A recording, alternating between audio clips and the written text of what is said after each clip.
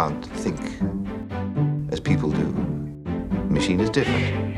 Beer! What marvelous beer! How gratifying! How gratifying!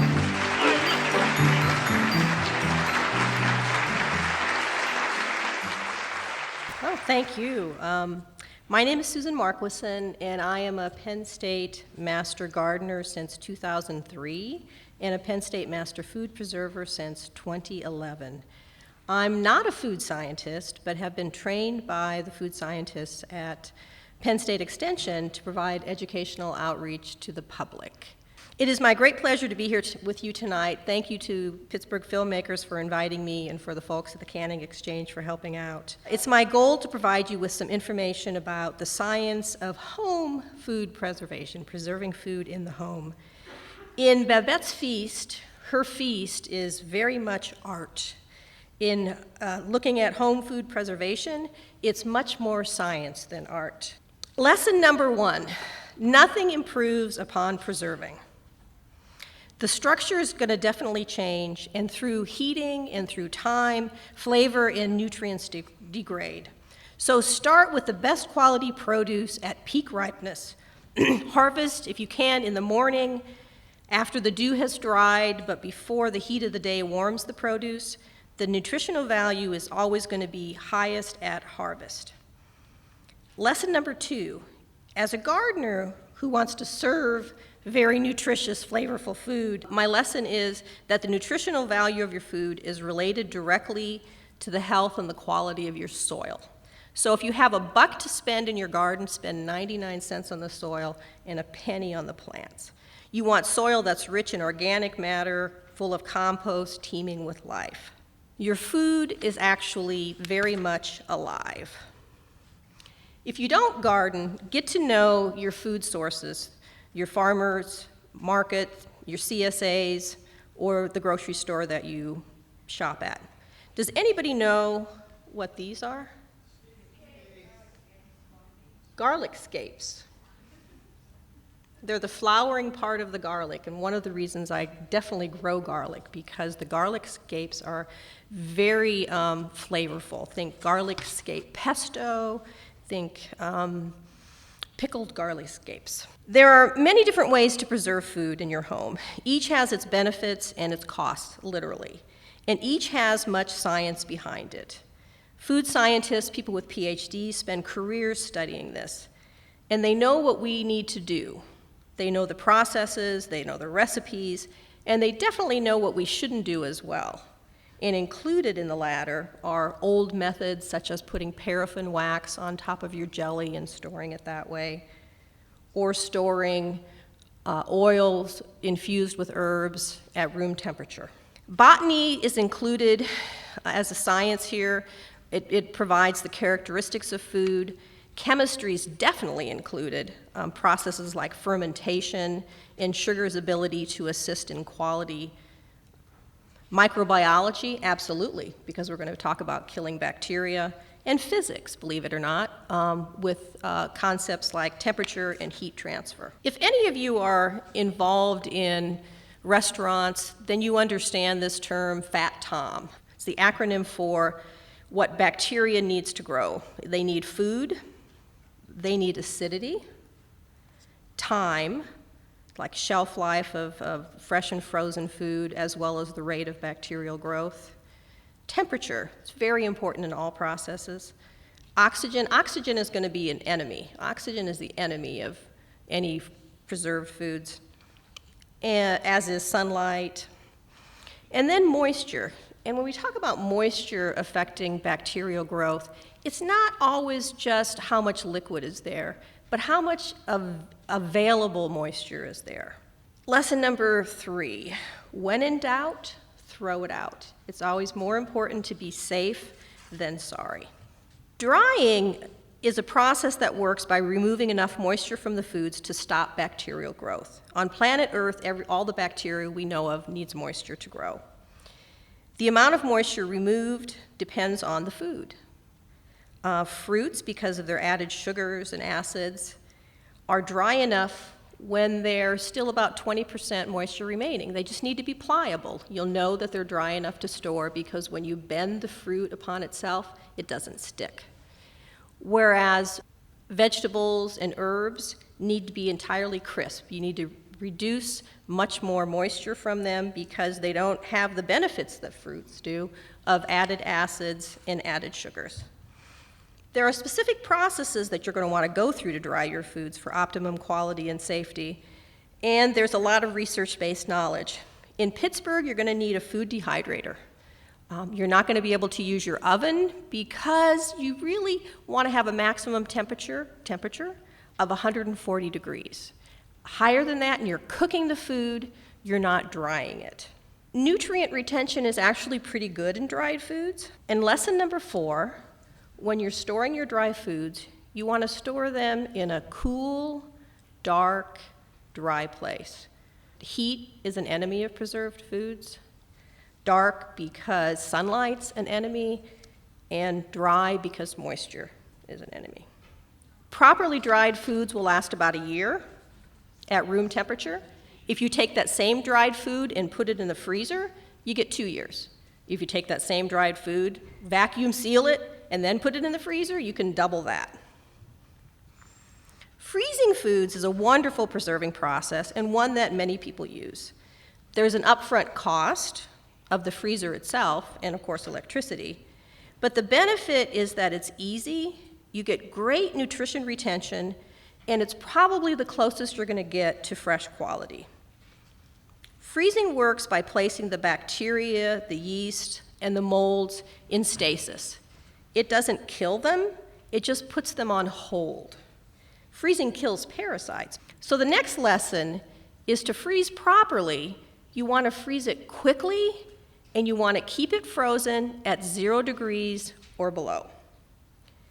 If you do that, you actually are creating small ice crystals throughout your product. Small ice crystals is your goal, but small ice crystals are unstable. They're thermodynamic. They want to join together to make bigger ice crystals. And every time the temperature raises in your freezer, those ice crystals join together to make bigger ice crystals. And because all of the food that we're talking about is cellular, the bigger ice crystals disrupt more cells, and then your product is not going to be as nice as you want it to be. You don't want it to look like this. Remember, your food is alive, and it continues to age once you've preserved it. And one mechanism for that aging is enzymes. They never go away, but you can deactivate them. If you're talking about vegetables, the deactivation is done through blanching them, through heating them up to boiling temperatures and putting them on hold. If you do that, it will improve the flavor, the color, and the texture of frozen items. But if you're also drying or canning, you want to blanch your vegetables. With fruit, those fruits that turn brown when they hit the air, and we all know what those are, peaches, bananas, pears, you want to deactivate the enzymes as well, but you're going to be doing it through an acid bath, vitamin C, or sugar, or maybe a honey dip. Let's look at the temperature gauge for food safety. The danger zone are the middle temperatures from 40 to 140 degrees. That's where bacteria is going to thrive the most. I want to focus right now just on the bottom. The blue part starts at 40 and drops down to 0 and below. Your temperature of your refrigerator should be 32 to 40 degrees because it puts some bacteria on hold, but at 0 degrees or below, everything is actually put in stasis. If you look at the row with the green beans, if you store them in the refrigerator at 32 to 40 degrees, you get 1 or 2 days. If you store them in the freezer at 0 degrees, you get 8 to 12 months. If you blanch them and if you've done everything right, it extends the life. Now, here's the wrong thing. As the temperature rises, much less shelf life, much less quality, things degrade much more quickly. At 0 degrees, you get a year. At 5 degrees, 5 months. 10 degrees, 2 months. At 30 degrees, you might as well just have it in the refrigerator. It's 3 days. So the best results from freezing would be if you would buy a standalone freezer that does not automatically defrost. Because the process of automatically defrosting is a process of warming up, blowing out the damp air, and then refreezing. And every time you do that, those small ice crystals are joining together to make big ice crystals and degrading your product. Fermentation is another process of preserving. Think pickles, think wine, think cheese, but also think sauerkraut. You get wonderful flavors and wonderful probiotics, very nutritious things that come out of fermentation. Very healthy process. And sauerkraut is actually a chemical process. You start with some cabbage, you add salt, you pound it down to create pockets of moisture and reduce the air, and then you put a lid on it, submerge the cabbage, and add some thyme, T-I-M-E, thyme, and the sugars of the cabbage actually convert to lactic acid. And you will see that, so here's a chart, and it tells you through time what's happening in your tub of sauerkraut. There's a lot of bacterial action that's happening, and in the end, the product goes from cabbage, which is a high pH value, a low acid value, down to here, which is really acidic. Nothing will grow there. And it converts the sugars. So the sugars in your cabbage are actually highest right after a frost. So the best sauerkraut you can make is in the late fall after a frost has hit that cabbage a couple of times. The ideal temperature for fermenting this is 70 to 75 degrees. You can ferment it at a little lower temperature, but if it's lower than 60 degrees, it's not going to ferment at all. There's not enough warmth for the bacteria to grow. If it's greater than 80 degrees, it'll just rot. It won't ferment.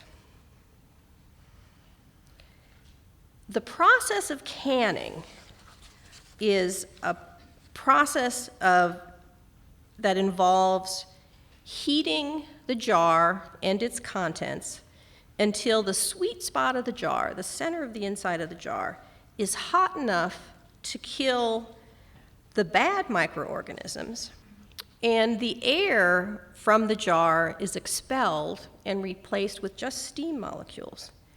And when that jar cools down after the hot water bath or pressure canner, the ingredients condense, the lid is pressed down into the top of the jar, and you create a vacuum seal. Your food becomes hermetically sealed. The contents are protected by the seal, and it will be safe to eat, well, forever. But food is alive, and so the nutrition and the quality begin to degrade on day one. So they would generally tell you to use it up within a year. Some things last a lot longer than that. Some things last not quite that long. And again, it's that lesson 4. You want to store it in a cool, dark, dry place. With canning, there's more energy, literally and your own, up front, but then it just sits there on the shelf. The nutritional value is generally pretty good. And the thing to know about canning is that the food scientists have tested all of these processes, they've tested all of these recipes, and you can trust and should trust what they tell you to do. This is a very important chart for canning. It provides information on the pH value of food, how acidic that food is, how much acid is in that food. And in canning, there's a really strong demarcation here at pH 4.6. It divides acidic foods from low acid foods.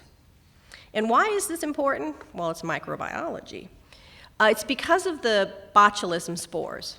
Okay. Botulism is a bacteria that's ubiquitous. It's everywhere. Botulism, botulism. And our systems, our bodies can handle the bacteria. But what we can't handle are the spores. And the spores of botulism are only created in 4 very specific conditions. It has to be in low acid, It has to have a lot of moisture. It has to be in an anaerobic environment, in an environment without air, and it has to be at room temperature. So if you're making a jam or jelly, it's not an issue because those are full of sugar and they're generally high in acid. If you're canning pickles with a lot of acid, you don't have to worry about it. If you're freezing foods, you don't have to worry about it. But if you're canning a jar of green beans, which are a vegetable, in a low-acid food, you're creating the perfect environment. You're creating a hermetically sealed jar. It's anaerobic. There's moisture. It's low acid.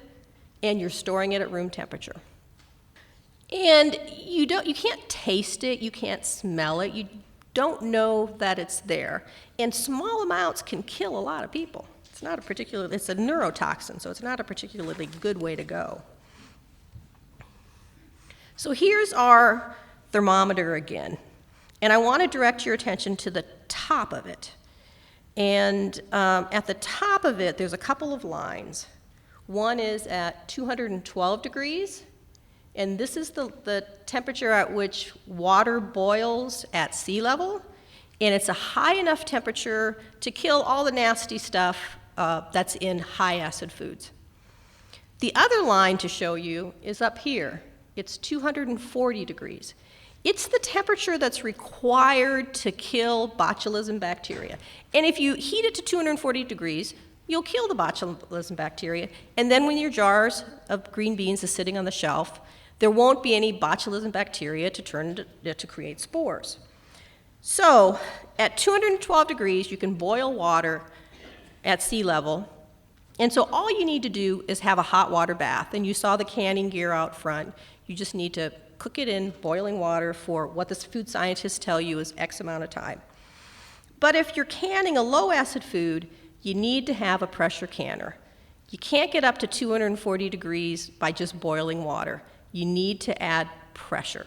There's a line that isn't on here, but I think it's very interesting scientifically, and it would be 220 degrees. So if you are a jam or jelly maker and you're making it without pectin, how do you know when your jam or jelly is set, when it's reached the gel stage?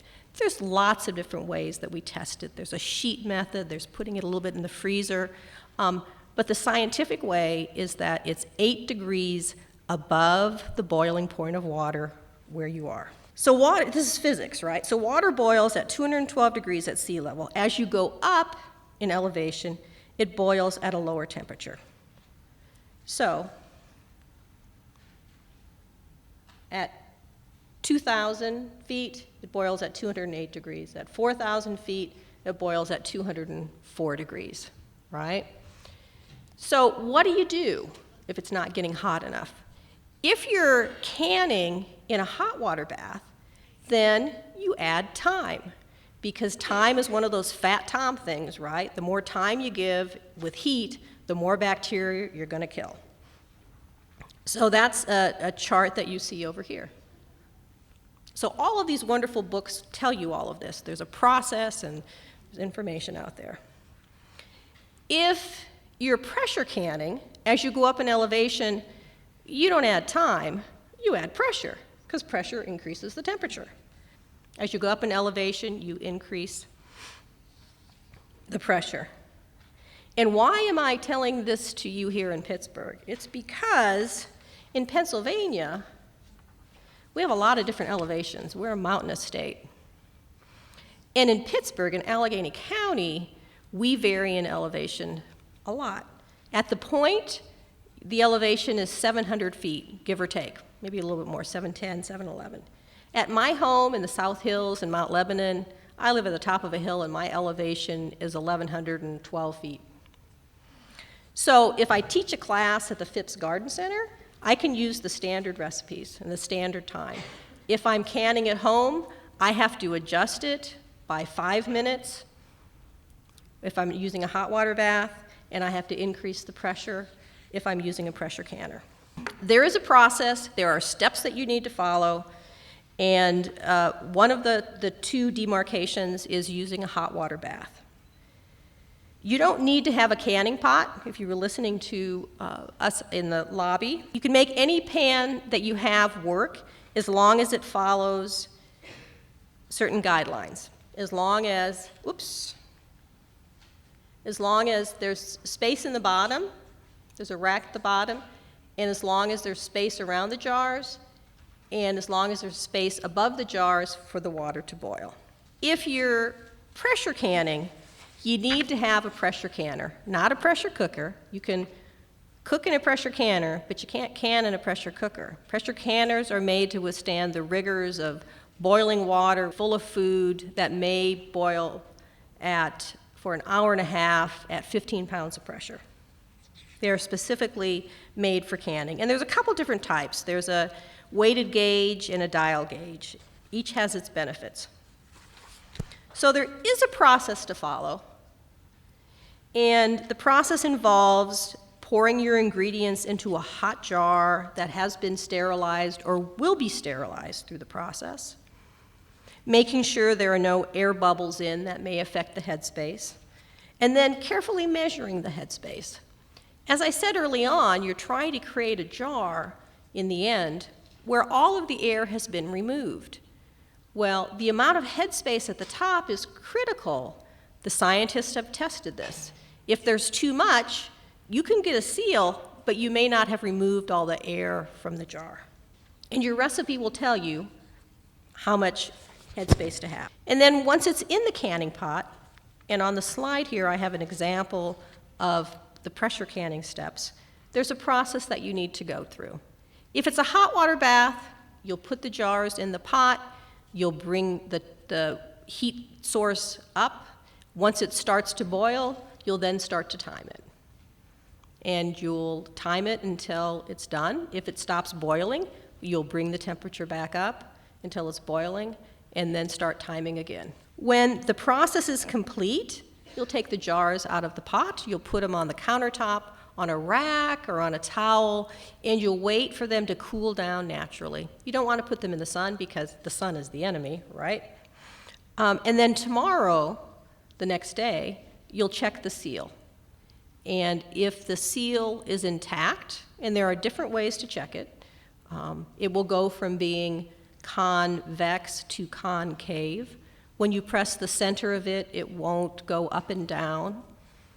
And if you hold it by the outside rim, it won't drop the jar. I don't like to use that method very often. But there is a process, and there are definite ways to test. All right, so I'm going to leave you tonight with a little physics and an example of why it's important to trust science and to follow research-tested recipes and processes. How many of you have ever cooked spinach in your home kitchen? How long does it take to cook? Few minutes, right? Okay. How many of you cooked carrots in your home kitchen? Takes what, 15, 20 minutes maybe to cook carrots? Okay. Food heats in two different ways. The one on the left is showing convection. And convection is a movement of molecules all around. So if you have a jar of carrots, say, the heat source comes from outside in, but then there's a lot of moisture in the jar, and so the molecules heat up and there's a lot of movement within and around. And the same thing happens with jelly, the same thing happens with salsa, just a lot of movement. The one on the right shows us conduction heating. So when I think of convection, I think of boiling water. When I think of conduction, I think of cooking something in the oven. It has to start from the outside and go in. So a jar of, say, pumpkin puree is so dense that there's not going to be a lot of convection happening inside the jar. And so actually, the food scientists say it's one of the things you cannot can at home. You can freeze it, it's fine, but you can't can pumpkin puree. They haven't figured out consistently how much time and how much pressure would work. Spinach, because it's a leaf, when you put it in the jar, it's in a lot of layers, right? So when that jar heats up in the pressure canner, because it's a low acid food, the molecules inside the jar can't move as well. They keep bumping up against the next layer of spinach. So the contents have to heat from the outside coming in. If you can carrots in a pressure canner, the recipe says it takes 25 minutes per pint. To can spinach in a pressure canner, it's 70 minutes. So your intuition about how long it might take to can spinach, if you thought about how long it takes to cook, would be wrong. So trust what they've tested. There are a lot of different sources for good recipes and for research-based scientific processes. The USDA Complete Guide to Home Canning is a good source. It's produced by the USDA, the federal government, so there's no copyright on it. It's available online. So Easy to Preserve by the University of Georgia is a cookbook, a good cookbook. The University of Georgia is also the site of the National Center for Home Food Preservation. And they have a website where you can look up how to freeze eggs, how to can anything, how to preserve just about anything. I would recommend, if you're going to purchase one book, to have the Ball Blue Book Guide to Preserving. It's been around forever. They have great recipes. The dilly beans and the bread and butter pickles that you tested tonight are recipes from that source. And then anything that's published by an extension office. This slide notes the University of Kentucky Extension Office, but Penn State Extension has wonderful documents online. All of the Let's Preserve series, which we had out in the lobby, are available online. That's my presentation for this evening. I'm looking forward to seeing Babette's feast with you.